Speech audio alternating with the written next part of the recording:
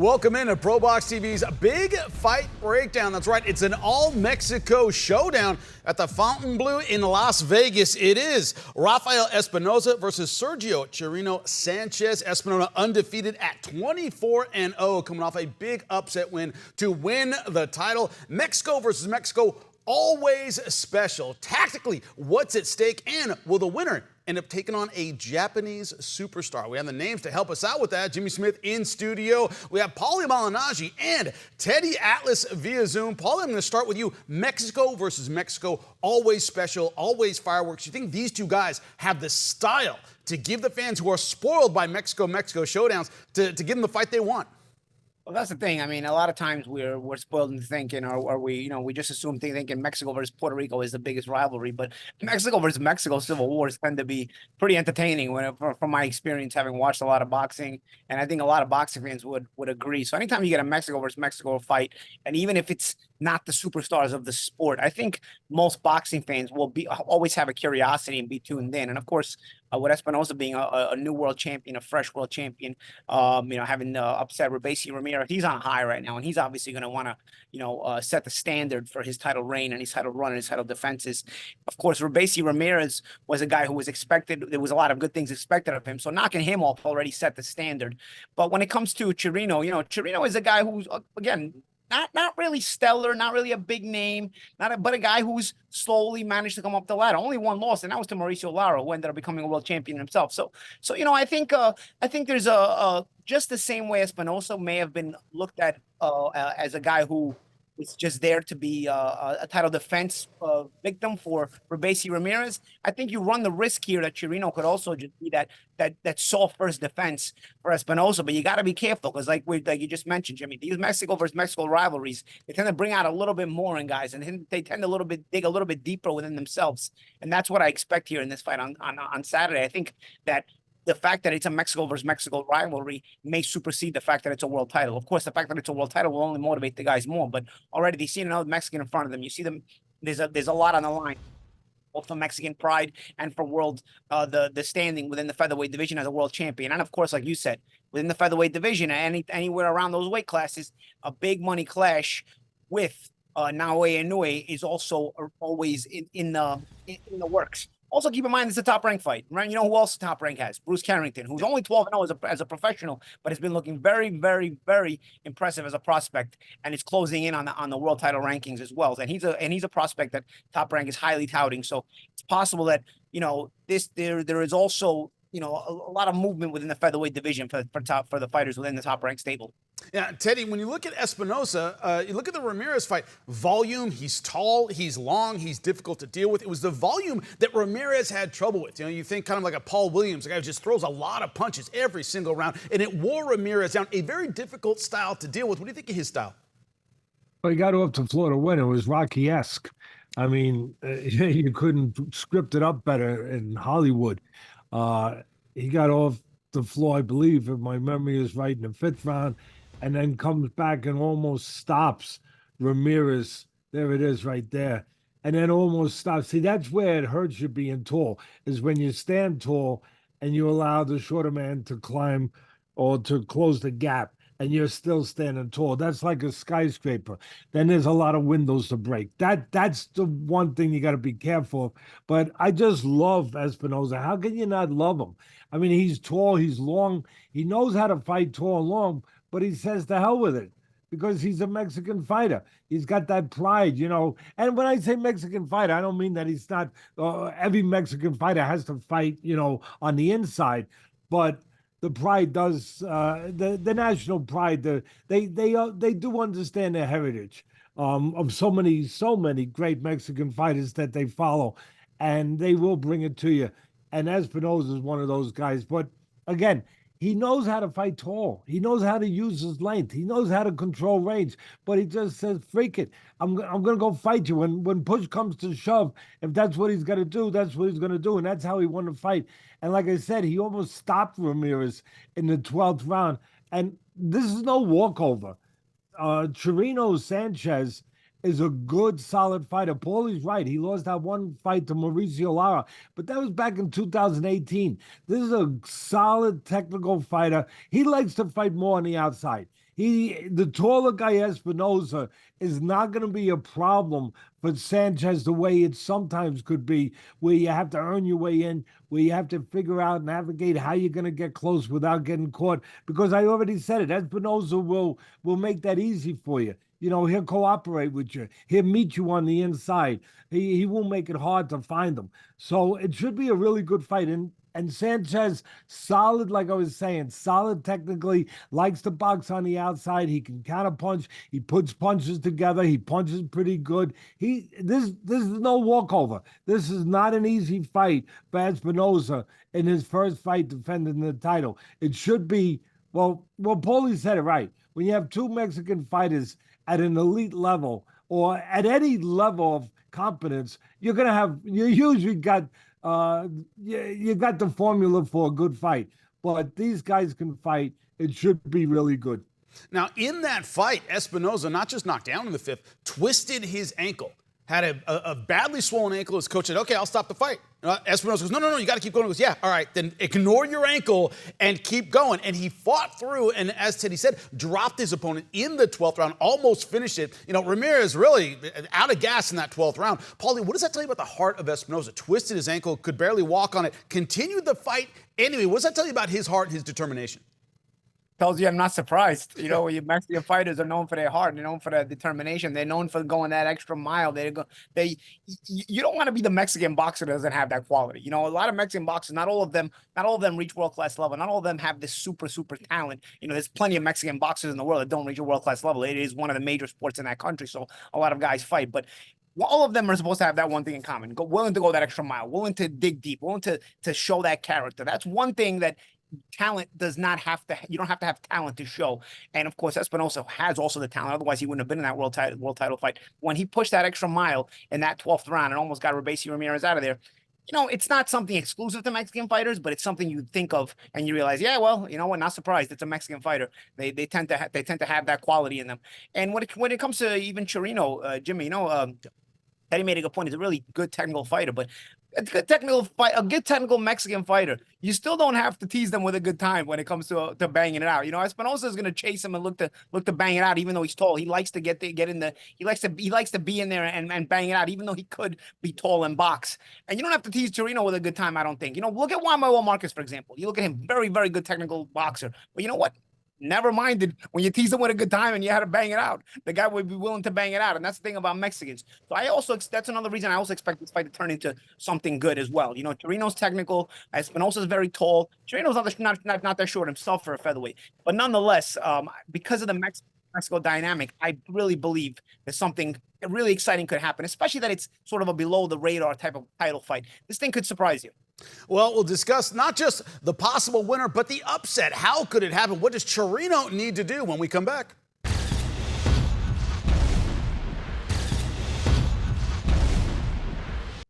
Well, Fulgham McQuarrie had better fight fearless. That's right, Lamont Roche Jr. coming home to Washington, D.C. as champion, looking to defend his belt in front of the hometown crowd.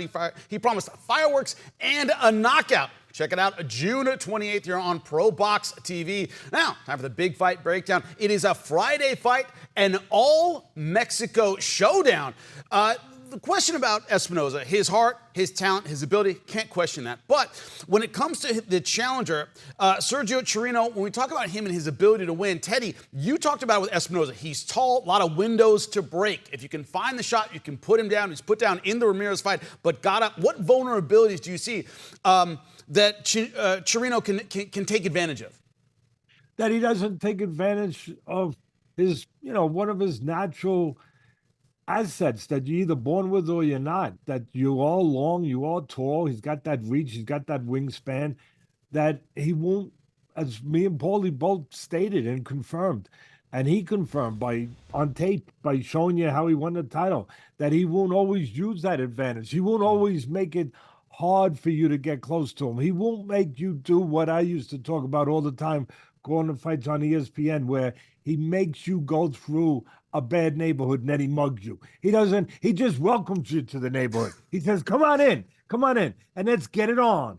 And and that's great for the fans. It might not always be great for his trainers and his managers that say, hey, you could do it a little easier if you control the outside with your jab and you use those physical assets, but it ensures that us, the fans, the boxing, public will be happy. We'll get a good fight.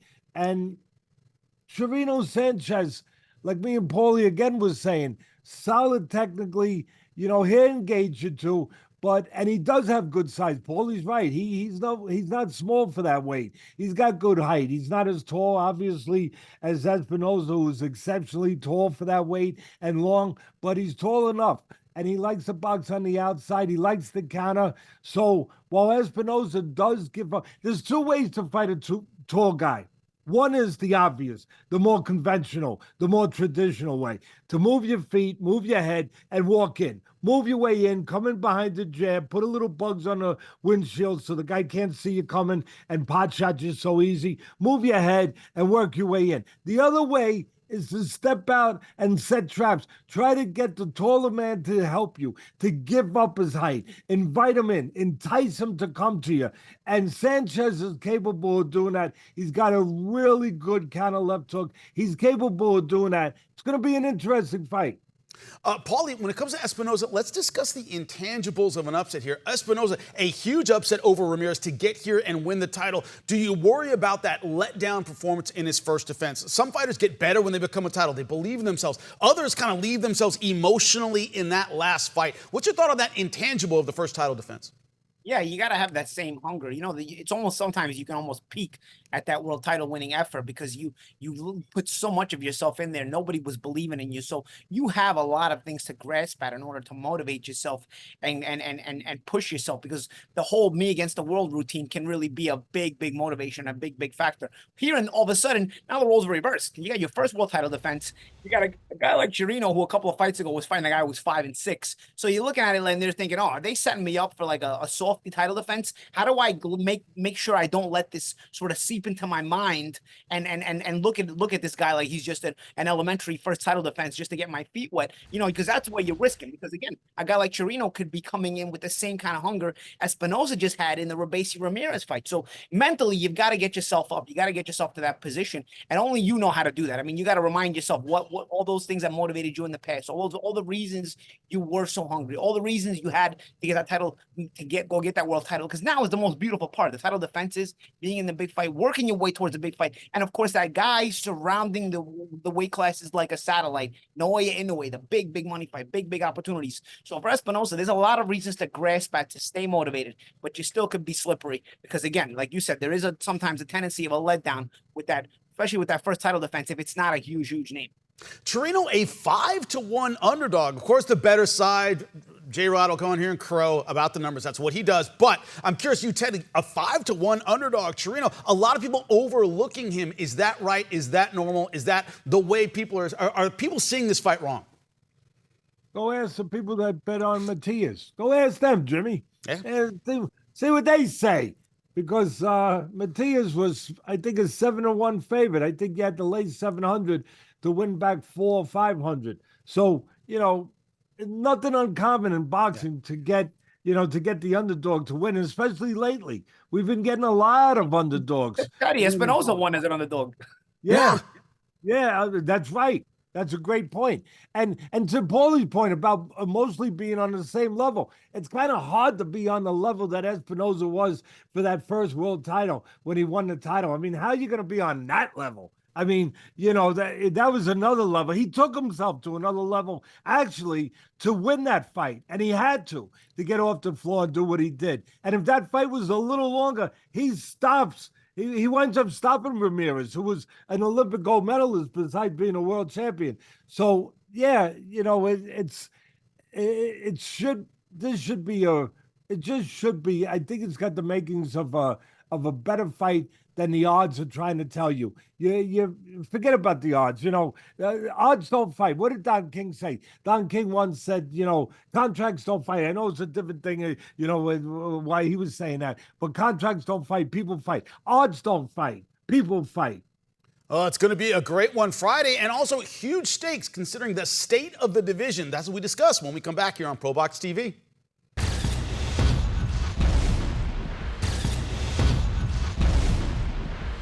Something in the water in D.C. producing great boxers. That's right. Lamont Roach Jr. coming home to defend his title against Fergal McCoy, the undefeated Irishman. Going to give him a test. Going to be a great fight June 28th. Don't miss it here on ProBox TV. We're discussing this Friday's fight. It's Mexico versus Mexico, but the stakes for the winner. It's going to be very, very interesting. Why? Top rank in a great position. Luis Alberto Lopez will defend his IBF featherweight title against Angelo Leo, a veteran, by the way, of ProBox TV's Wednesday night fights. That's going to be a great fight. You see the champions here.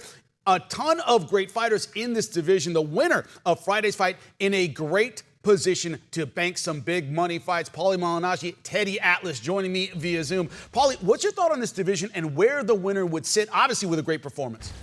Anytime you win, you have a great performance. It always excels your career, especially in a weight class right now where there's still a lot of movement going on and a lot of, there's the excitement of Naoya Inoue, but there's also a lot of movement going on. Like I said, I mentioned Bruce Carrington as well. Shushu, he's a prospect that Top Rank are really, really touting. This itself is a Top Rank card. Shushu Carrington only has 12 fights. He's 12-0, but he's been looking impressive, and he's very high in the ratings already with the sanctioning bodies. So again, I think the winner puts himself in a position either to possibly get Naoya Inoue's interest. Otherwise, it's possible that the winner winds up against Carrington either in the next fight or the winner or the fight after that.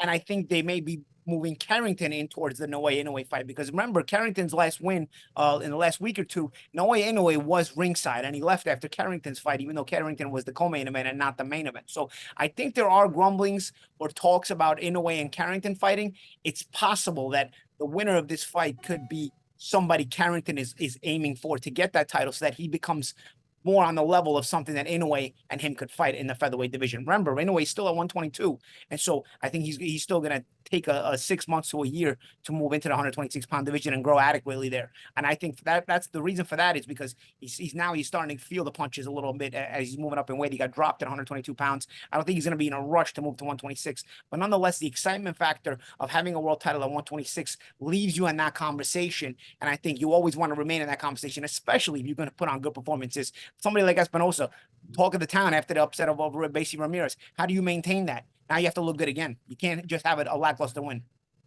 When you look at it, Teddy, Top Rank in a great position in this weight class, what does that mean? You don't have the promotional hurdles that prevent a unification. As Paulie said, we'll discuss Inoue in a minute, but it might take a while coming up in weight. What are your thoughts about the unification of this division? Everyone in-house in Top Rank. Look, when you have one promoter controlling all the guys, you can make any fight you want, and that's the good news. The bad news is they're gonna cherry pick and maneuver around, to make the fights that they think make the sense to navigate whoever they want to be there, especially at the end of the day for the big one, for Inoue, as Paulie said. But the best news about what you put up there, that graphic for all the featherweight champs, they're all exciting styles. See, that's what catches my eye. That's the best news about the whole thing. The second best news, maybe some people would say from a practical standpoint, the best news is that one promoter promotes them all so you can make those fights, that you don't have to worry about the fights not being made. But for me, engaging styles, fan-friendly styles, every one of those guys. And that's good. That's good for us. When you look at it stylistically, you're right, Teddy. Incredible style matchups. It's all going to be fun. When you're looking at the edges of who's the more entertaining champion, Paulie, when it comes to this Friday in this fight, who do you think the matchmakers, who do you think the public is looking to come out on top, given the exciting style, like Teddy said?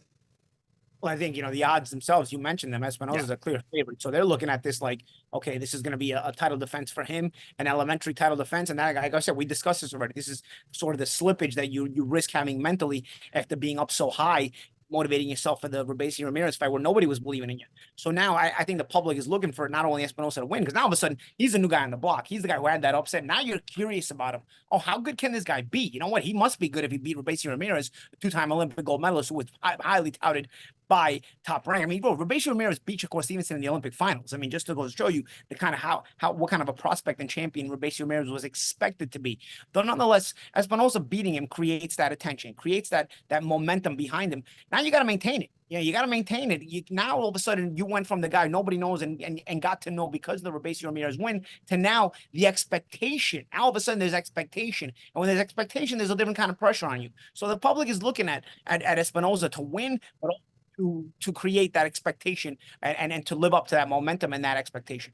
And who's waiting outside the ring? It's very simple. The monster, one of the pound-for-pound kings, Naoya Inoue. We discuss his impact or possible impact on the division when we come back.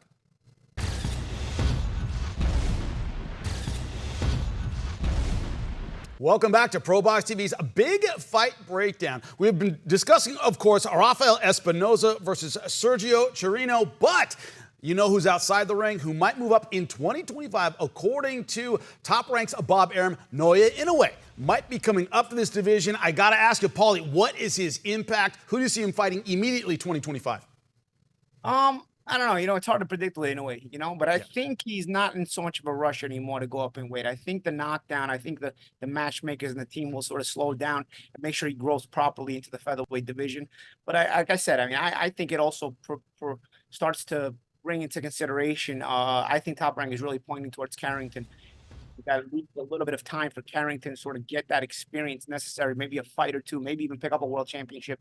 I know we've been talking about that the monster is sort of on the outside looming, and anytime you have a featherweight world title, you're really interested in attracting the monster. But I don't know that these two guys are being touted as far as to stick around long enough from when Inoue gets to the featherweight division. I think Top Rank's been touting Carrington, and they need him to have that carrot that Inoue wants so that he can make that match. And that carrot would be a world championship. So I think with Inoue sort of taking maybe an extra year, an extra 6 months to a year to move up to the featherweight division, like I expect him to, that'll give Carrington another fight or two. And in that fight or two, he may wind up getting the winner of this fight and trying to grab a championship so that his name, his promotable name, he's been being pushed, now has that carrot to grab Inoue when Inoue moves into the featherweight division.